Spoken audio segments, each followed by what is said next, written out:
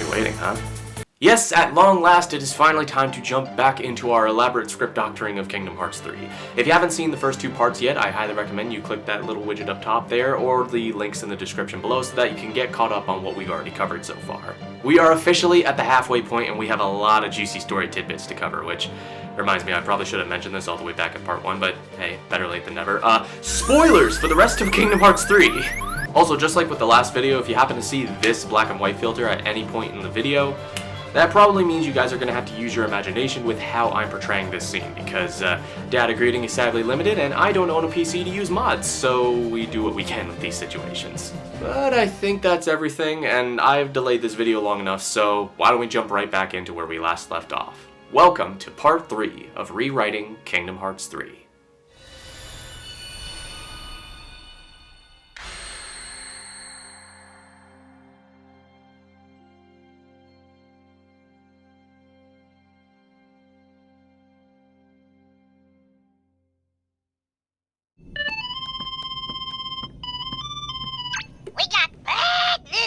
Sora, Donald, and Goofy get a call from Chip and Dale that they have lost contact with Riku, Mickey, and Kairi.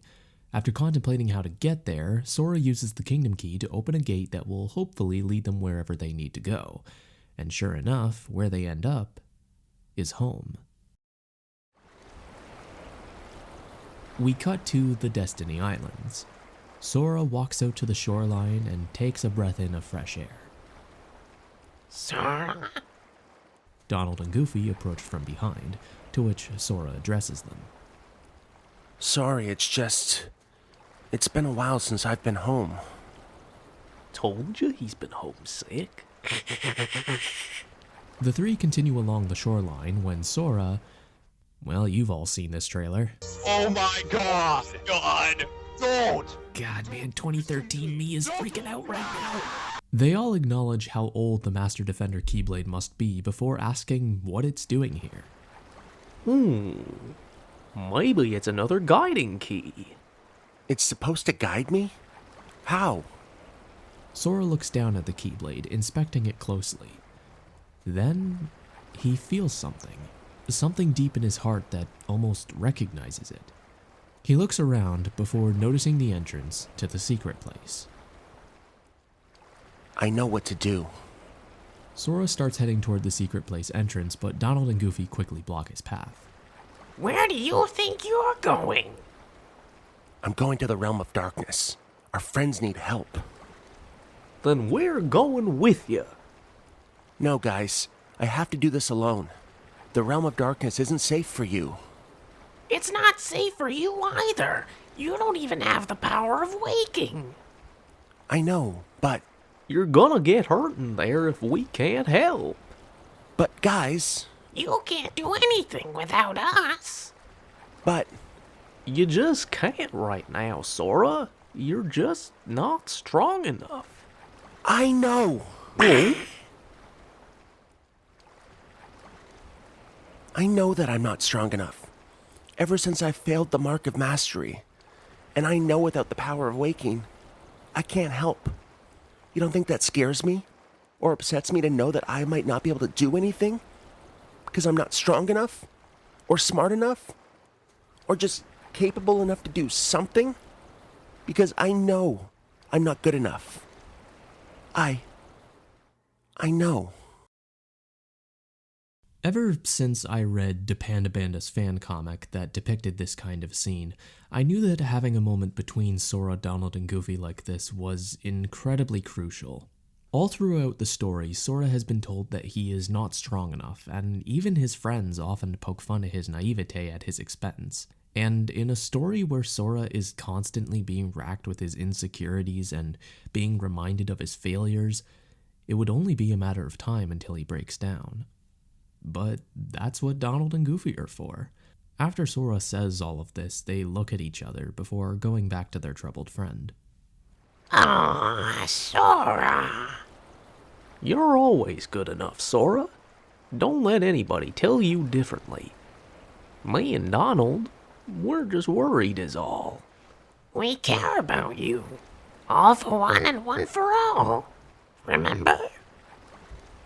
Sora thinks back, remembering this iconic phrase, and manages to put on a brave face, wiping away his tears. Thanks, guys.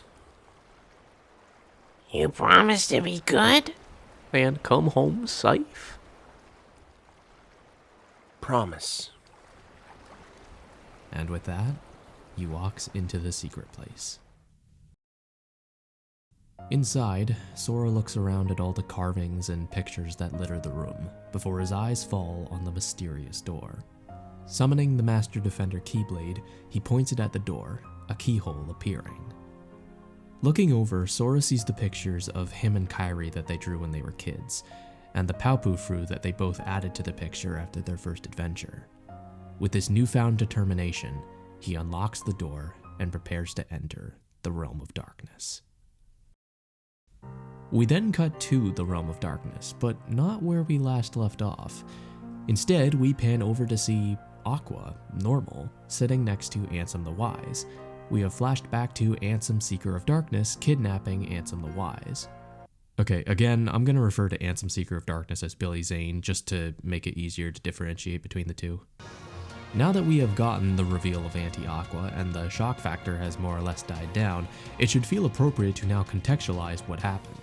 And the scene remains more or less the same. Billy Zane comes for Ansem in the Realm of Darkness because his research will aid the organization, and Aqua tells him to piss off. A fight breaks out with Aqua in Billy Zane's clutches, and Ansem relents to go with him. Billy Zane then blasts Aqua with a swarm of darkness as she descends into the dark waters as Ansem watches in horror. Aqua, sinking deeper, becomes engulfed in the darkness. We get a zoom-in shot of Aqua's eyes. It actually kind of looks similar to this Kingdom Hearts 1 shot of Sora, as they slowly begin to turn golden. And then we match cut to the present, as Anti-Aqua tells our heroes, "You're too late. Aqua? What happened? You abandoned me, that's what. Left me here to rot with the shadows for more than a decade." That's not true. I was lost in this realm for so long. No Keyblade, no friends, no hope for survival. You should have known how scared, how hurt, how alone I felt. All that I'm left with is misery and despair, the pain that only darkness provides. And I think it's about time that you felt it too.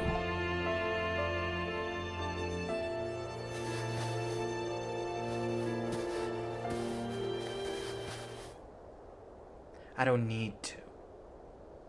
I already have. Riku summons Way to the Dawn in his hand, as Aqua watches him step out onto the water. He stands tall and ready for a duel with Anti-Aqua.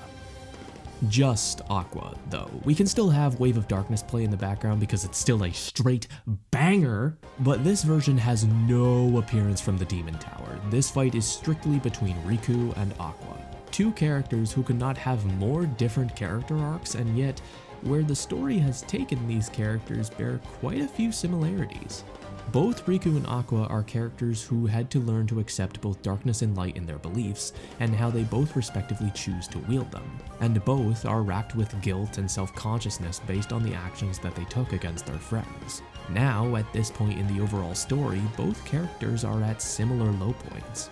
Aqua, thanks to the darkness corrupting her body and mind, has given up and is ready to take her anger and frustration out on anyone who challenges her. And Riku, in this version of the story anyway, is full of self-doubt with his rank of a master that he will make the rashest of decisions to keep convincing himself that everything is okay.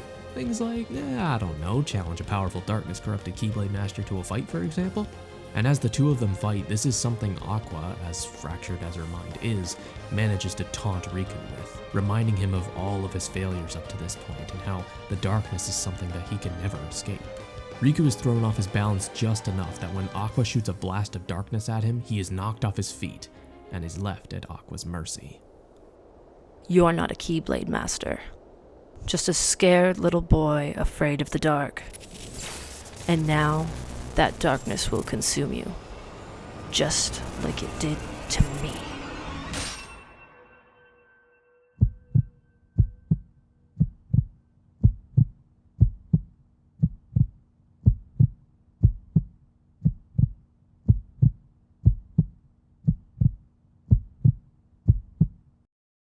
Riku flies back to the shore, winded and almost unconscious. Kairi and Mickey immediately come to his side, trying to help him. Kairi looks over to see Aqua just staring at them, but then, like a flash of lightning, Aqua is gliding across the water toward them, ready to strike the rest of them down. But then, a door of light appears in front of our heroes, and as Aqua collides with them, a cloud of smoke covers the area. And as the dust dies down, Aqua's attack is revealed to have been blocked by the Master Defender. Sora has arrived. Sora! You made it! How? I had a little help. You guys keep Riku safe. I'll look after Aqua. But Sora! Don't worry, Kairi. I got this.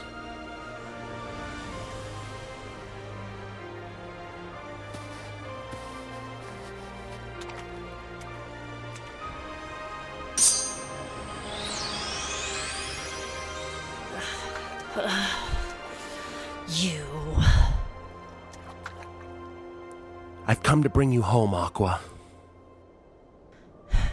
I'd like to see you try.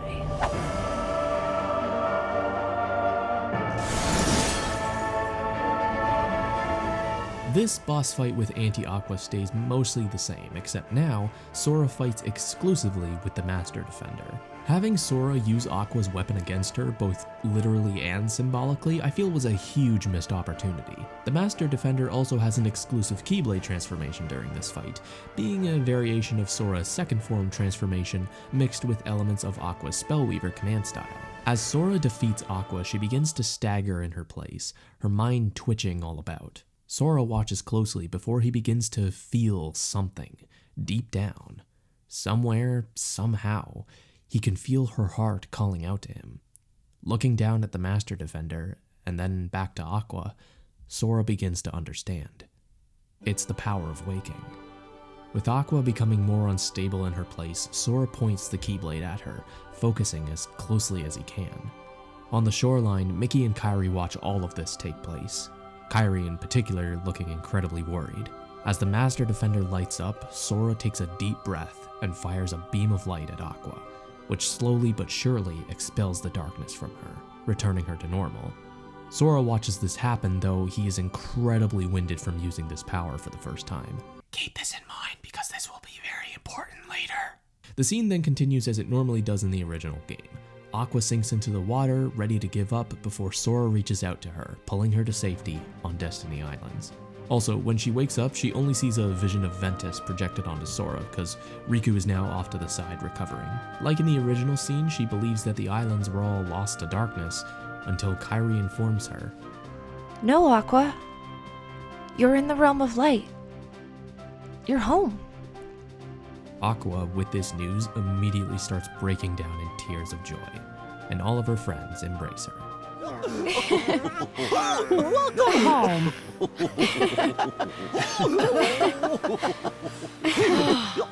We did it! After that climactic sequence, we cut to the mysterious tower to see Aqua resting in the wardrobe room. Sora is also in the room watching over her, while the others are in Yensid's study observing.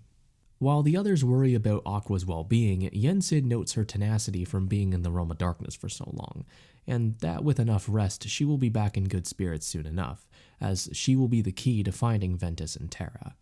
As Yensid discusses this, Sora looks over to the corner, the Master Defender sitting against the wall.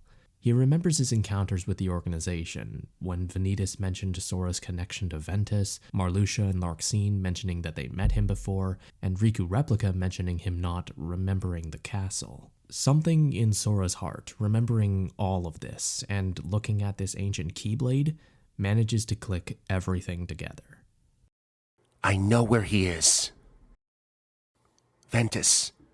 I'm not sure how, but something tells me there's only one place to look. How can you tell? I don't know. Just something I felt deep down. I felt it earlier when I saved Aqua. The power of waking. The power to free a sleeping heart and traverse the hearts of others. It pleases me to know you've discovered this power once again. That was the power of waking. When I used it, I felt a deep surge of power in my heart. Is that normal? For most, though misuse of this power does come with a steep price. This is where Yensid explains to Sora the dangers of overusing the power of waking and how damaging, perhaps even fatal, it can be to one's heart. I'd be hard-pressed to deny that having this point be established earlier than it was in the original narrative would have been greatly appreciated, so we're expositing this plot point here and now, so that when this power is used more frequently in portions of the story going forward, this is still in the back of our minds. Sora decides to set out to find where Ventus might be, with Donald and Goofy accompanying him. Kairi also elects to come with them to have another Keyblade wielder on hand in case something bad happens. Thus, the group heads out to find Ventus. However, the scene keeps going as Yensid looks to the corner of the room to see Riku, alone, and staring at the broken remains of his Keyblade. After signaling Mickey to go see the others off, Yensid approaches the boy and asks what troubles him, to which Riku responds, I'm not a Keyblade Master. Yensid stands confused, but Riku continues. I'm revoking my title. I'm not a Keyblade Master, and I never was one. Everything I do turns into a disaster, and I keep failing everyone around me. I always have been since the beginning. I'm not a master. I'm just a scared failure. You're right. You have failed. Numerous times over this past year, and yet I have watched you overcome each failure, wiser and stronger than before. That is why you are a master, Riku. Your strength to overcome failure and learn from the past. Riku, letting Yensid's words sink in, manages to smile a bit, wiping away his tears. Because he's right. Over the course of this series, Riku has failed in several cases and managed to overcome them and prosper for the better. It's what's made him the engaging character that he is, and why this was always going to be the outcome for him. It's why he's worthy to be called a master. Riku looks down at his Keyblade, still unsure what to do about it, to which Yensid addresses. I may have a solution to this problem.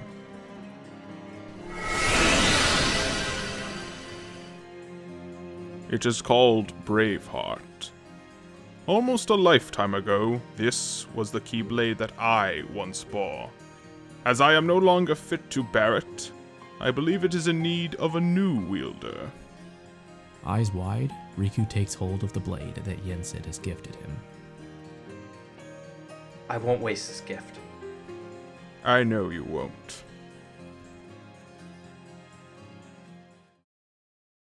Meanwhile, we cut to Radiant Garden and get the scene of Vexen enlisting Demyx to help smuggle Ansem and the replica vessels into the castle. The scene remains more or less the same as what we got in the original game, though I do question this line. It's true. The whole thing was his idea. In the KH3 Ultimania, this is supposed to be clarified as Sayax, which I'm pretty sure we could infer anyway because who else would Vexen be referring to? However, I don't really know how to feel about this when scenes with Axel and Sayax later on don't strongly recognize this. So instead, Vexen is acting of his own accord and convinces Demyx out of the idea that he'd finally be able to accomplish something major with his life and he won't have to worry about being benched anymore. Either way, Demyx is convinced, and well, you all know the line. Yes! Demyx time! And then we get this scene with Ienzo, with Demyx bringing the vessel and Ienzo reuniting with Ansem the Wise. This scene is borderline perfect, with Ienzo breaking down with apologies and Ansem acknowledging his own grievances and making amends with all of his apprentices. Cause yeah, Dylan and Alias get time to atone with everyone else, because remember, in this version, they have voice actors this time. And yeah, that's the scene in a nutshell. Not a whole lot to change. I felt this section was pretty on point. The next scene, on the other hand, we cut to this eerie, dark abyss with Sora, Kairi, Donald, and Goofy. This place sure is creepy. What is this place? castle.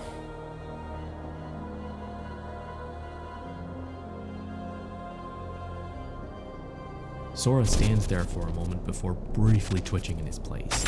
Memories he doesn't remember begin flooding his mind. Kairi comes to his aid, placing her hand on his shoulder, and suddenly, a voice calls out to him. Sora? Sora's mind clears finally as he looks to Kairi. She gives him a reassuring smile as he stands back up. Castle Oblivion. That's what this place is called. This is where I met Naminé for the first time.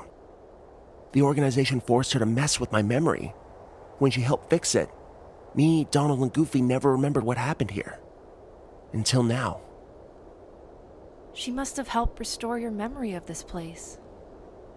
Sora looks within himself as more than just his memories of the castle begin to form. Ventus's heart is also calling out to him and showing him something else. Sora then summons the Master Defender, holding it out as a keyhole emerges from the castle doors. Taking a deep breath, Sora points the Keyblade at the door, a beam firing into the keyhole. The scene continues as it normally does, with the castle slowly converting to its natural form, with the dark abyss evaporating into a bright blue sky. The group are all in awe of what's happened, the resurrection of the land of departure. Let's go find Ventus. Sora leads everyone inside, and we get a similar gameplay segment of Sora and his team moving through the castle corridors into the Great Hall, where Ventus sits, still sleeping. Is that Ventus? He kinda looks like Roxas. Oh, that must explain it then. So now what? Now I have to wake him up.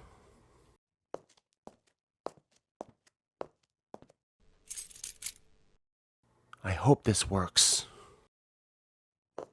What a neat trick. No wonder we couldn't find him. Ventus, what are you doing here?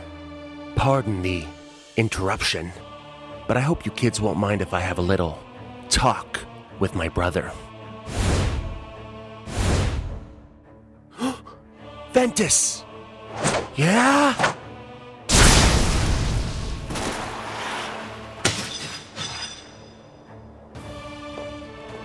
A shame that Venti Wendy wants to keep sleeping. Something is gonna have to be done about that.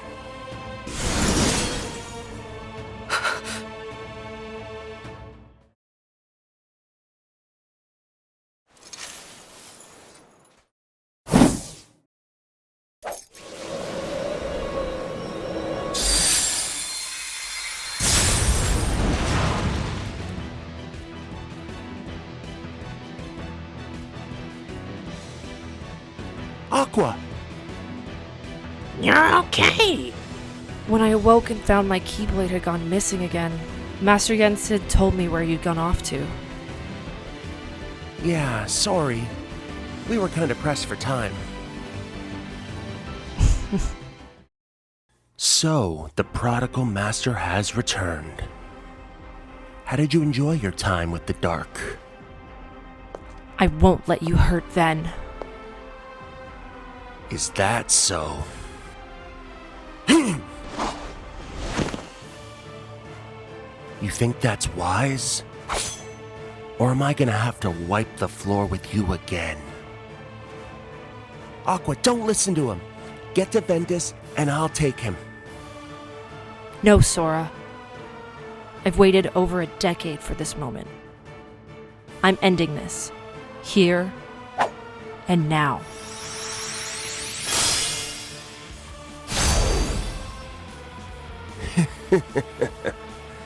I'm gonna enjoy this. Sora and the others watch in desperation as Aqua takes her battle stance and duels Ventus. Aqua's boss fight against Ventus is more or less the same as it is in the original game, except now the arena is farther away from Ventus rather than right next to him. After winning the fight, both Aqua and Ventus are close to collapsing from exhaustion. Gotta say, for a master 12 years out of practice, I'm kind of impressed. Too bad you're still no match for me. Aqua! Kairi immediately summons her Keyblade and tries to break the barrier open, but to no avail, with only a few cracks to show. As she, Donald, and Goofy try to crack the barrier, Sora turns to Ventus, still in his chair. A faint heartbeat calls out, as Sora looks within himself, and sure enough, in the surrounding darkness, a silhouette of Ventus appears before him. Sora? Ventus, you have to help us. Aqua needs you. Aqua? Then I guess it's time for me to go. Light radiates from Ventus until his form is reduced to just his heart, as it flies away into the unknown, back to his body. Thank you for keeping me safe, Sora. I look forward to meeting you. For real this time. Yeah, me too. As the darkness fades and Sora returns to his senses, he drops to his knees in exhaustion as he watches a powerful light envelop Ventus's body. Then suddenly, the light shoots out and smashes through Kairi's crack in the barrier, shattering it. Vanitas quickly turns to block the attack, coming face to face with Ventus, awake and angry.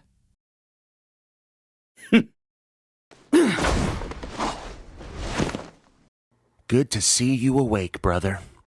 I'd love to stay and duke it out, but I get the feeling we'll be doing that again soon enough.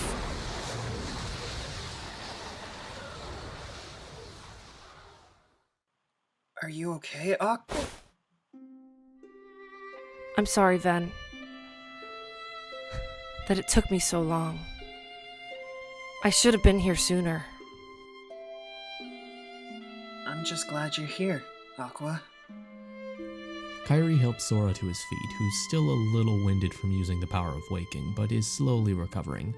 We could also get a cute moment of them still holding hands, but break off quickly, blushing. Aqua and Ventus approach them. Are you feeling alright, Sora? I'll be okay, Aqua. Thanks. So you're Sora. Yup. Nice to meet you, Ventus. Sora reaches out to shake Ventus's hand, but Ventus hesitates, seeing a flash of Vanitas in Sora's face. Sorry. You were my second chance. I can't thank you enough.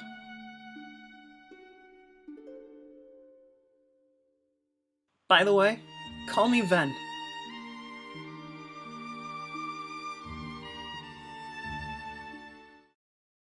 We return to the mysterious tower. Sora, Kairi, Ventus, Aqua, Donald, and Goofy enter the Sorcerer's Chambers, as both Yensid and Mickey greet them. Sora asks where Riku is, and we cut briefly to the wardrobe room, where Riku is looking at his reflection in all of the numerous mirrors. He inspects his hair for a moment, and then we cut back to Yensid, saying Riku is taking some time for himself. He then turns his attention to Ventus and Aqua. It delights me to no end to see the two of you here and safe.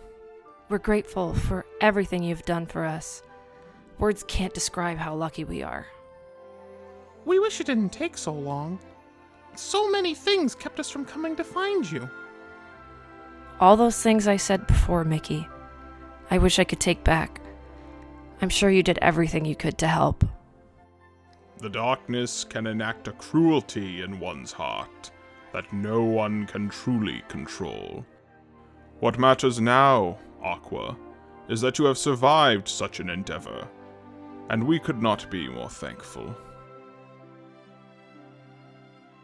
And to you, Ventus, being awoken at last, grants us another victory in saving those lost. Now we have to figure out what to do about Terra. We'll get him back, Ven. I know we will. You won't be alone in doing so. You haven't changed at all since I last saw you. Sora is initially confused, but Aqua explains how they met when he was a wee lad. Mickey also takes note of everyone in the room. With you and Ventus, Sora, Kairi, Riku, and I, that puts us at 6 Guardians of Light. Got room for one more? Almost on cue, the door to the chamber opens behind them, and as the door closes, Axel enters the room. Lee? Roxas? Wait, no. Ventus? You know Ven? Axel? Axel?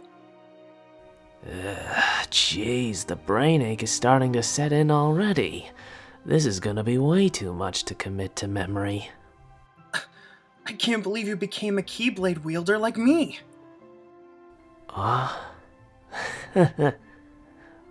Well, you guys are gonna need all the help you can get.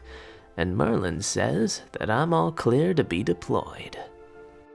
If that be the case, then it would appear that we have all 7 Guardians of Light accounted for. It is true that there are others still in need of our help, but I am certain that we will be reunited with them soon.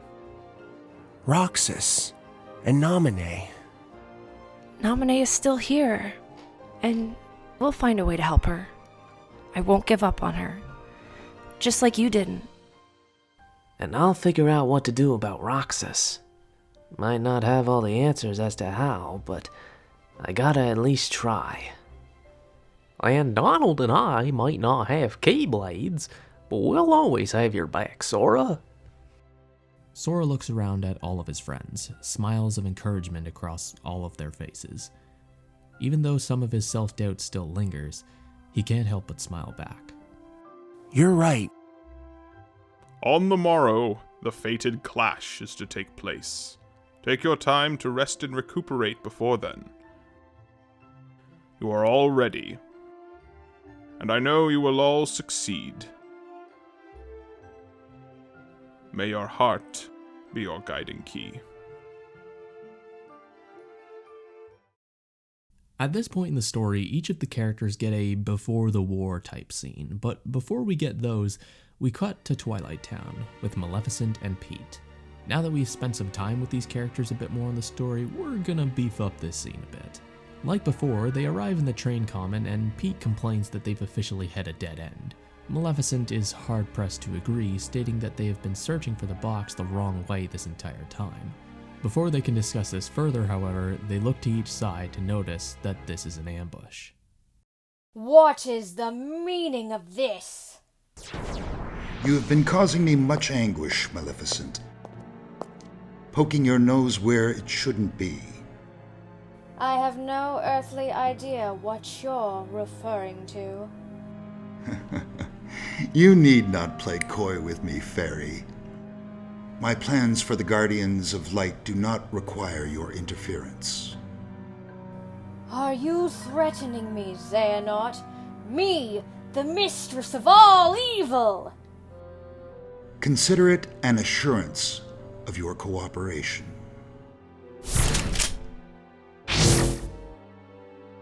Maleficent, I think we should just do the honorable thing and let bygones be. Silence, you simpleton.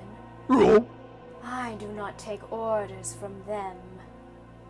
Thus, as dark energy begins to cover her staff, Maleficent blasts out green walls of fire, blasting her attackers back. Xehanort stands planted in place as the blast dies down and he turns his attention to where Maleficent and Pete once stood, noticing them to have disappeared. He simply smiles his usual wicked grin at the sight. To him, the message was received.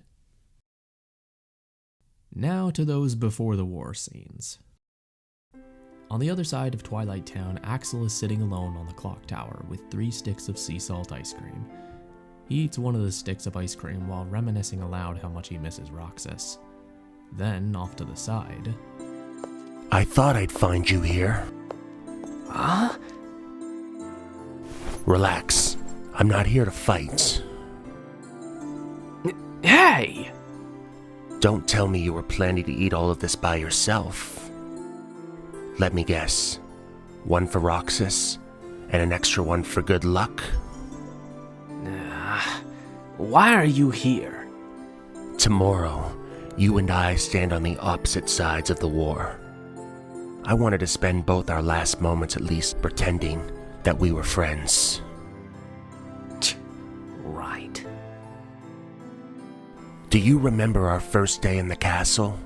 How excited we were to be apprentices to Ansem the Wise? I've thought about it from time to time. Every day you and I would sneak in there thinking we were gonna learn the secrets of the universe. Instead, we just wound up in Xehanort's messed up plan. I'll admit, I didn't expect this trajectory for my life either. And yet once Xemnas inducted us in the original organization, I suddenly found a new purpose to my existence. Oh, what? Being a slave to the masses? Yeah, sure, that sounds like a great purpose to me. The tears under your eyes, they vanished. Yeah, I don't need them. Not like you would care why anyway. The sooner you accept that Roxas isn't coming back, the sooner that both of us might be able to stop hating each other. Just go, Isa. I'll clobber you tomorrow. I'll expect nothing less, Lee. And so Sayax vanishes as Axel wipes his tears. I'll bring them back. He pauses for a moment. Them? He shakes it off as he continues to watch the sunset. Back at the mysterious tower, Aqua and Ven are sitting on the steps of the tower watching the stars. This scene is unchanged from the original scene of the game, as I really like the dialogue about what they've seen and reminiscing about what they'll do when everything is over. If I did have to change something, I would make Aqua's description of her time in the Realm of Darkness a bit more frantic and unpleasant, really driving home the PTSD that she could be feeling, but otherwise, this scene stays mostly the same. However, we linger on the mysterious tower for a little longer as we pan up to see Yensid overlooking the stars from his chambers. Then, he hears a noise coming from the wardrobe room and decides to investigate. Upon entering, he sees a dark corridor forming. Maleficent. Master Yensid, how long has it been? Why are you here?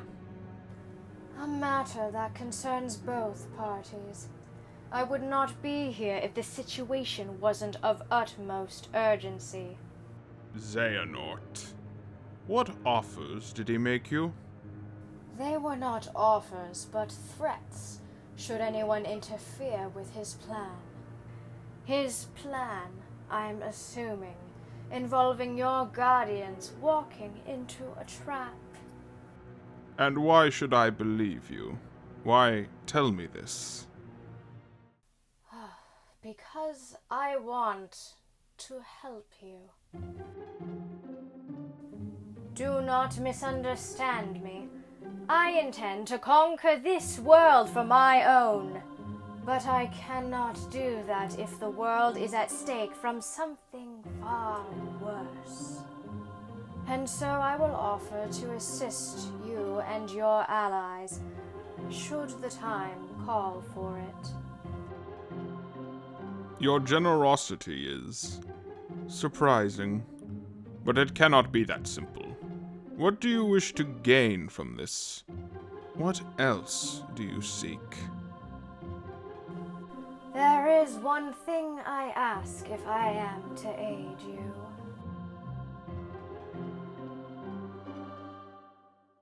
Where can I find the black box? Yensid gives her a look of fierce determination, but before he can answer, we cut to the next scene. Oh, don't give me that. You know that if this scene was in the game, Nomura would do the exact same thing. This man loves his mystery teasing.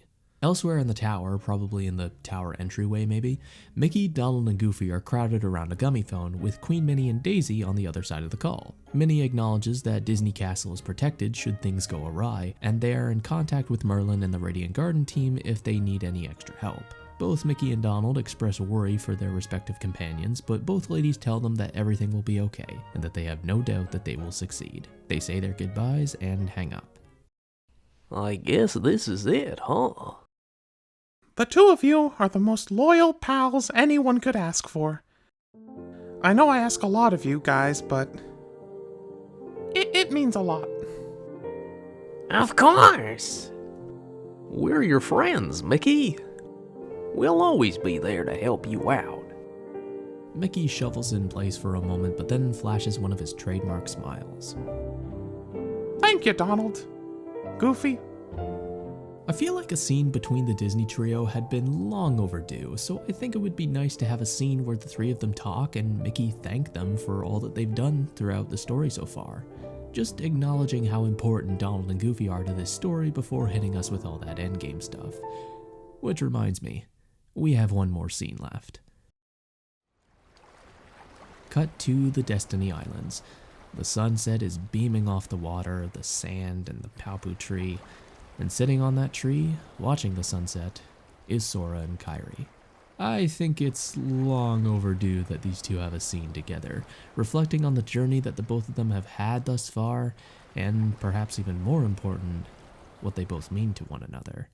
I'm going to ignore the shipping aspect of this discussion because I know people have very strong opinions in that department, but I'm just going to call a spade a spade. Sora and Kairi's relationship is one of the single most important aspects of Kingdom Hearts. Sora even mentions in this very game that Kairi is more or less the reason his whole journey began, and all throughout the series we have seen firsthand what effect each other's feelings have had on their respective stories. And I am so glad that Kingdom Hearts 3 acknowledged this, but it could have gone a bit further.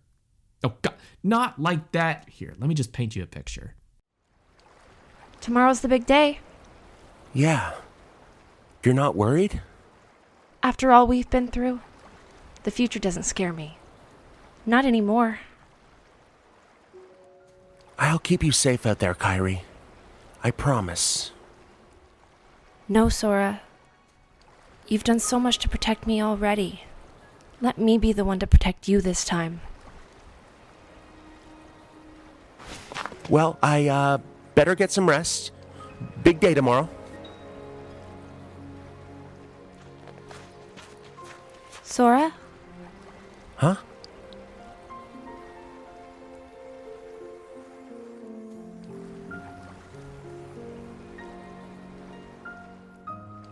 Tomorrow is going to be a big challenge. Our toughest battle yet. I don't know what the future will bring. But whatever it does, I want to face it together. Sora looks at the fruit, then back to Kairi.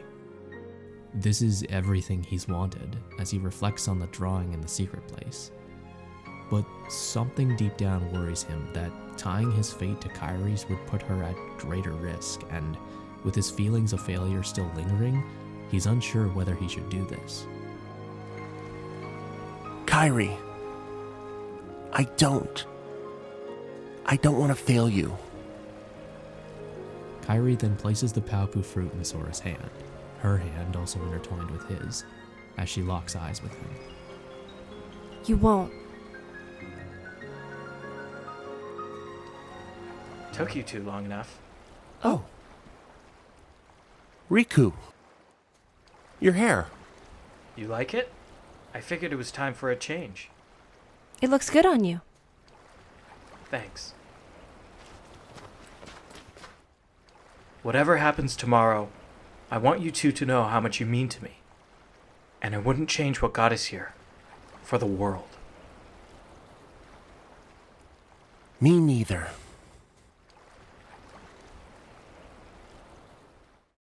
Cut to the ocean between.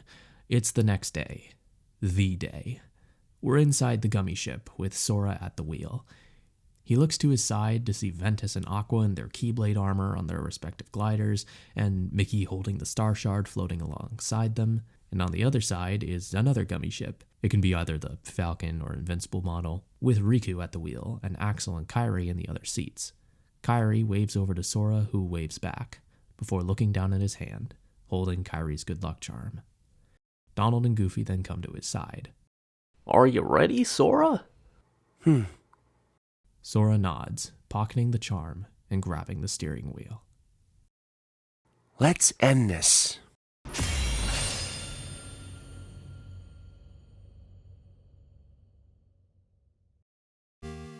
Hey guys, what is going on? Devin here. Hope you guys are having a good day so far. Thank you so much for checking out today's video. This was, per usual, a lot of hard work to put together, but I'm really happy with how this one turned out.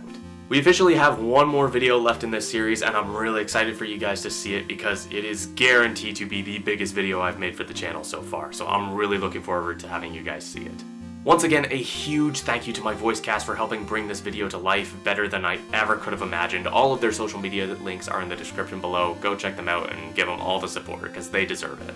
And I think that just about covers it. If you want to stay tuned with what's going on with the channel, then like the video, share it with your friends, and of course subscribe to the channel and ring the bell for notifications because YouTube has no idea what it's doing anymore. Be sure to follow me on Twitter at ShadowShoveler and on Instagram at DevinSSP for more on yours truly. And until next time, I'd say that's about it. Thank you guys so much for watching. Deepos out.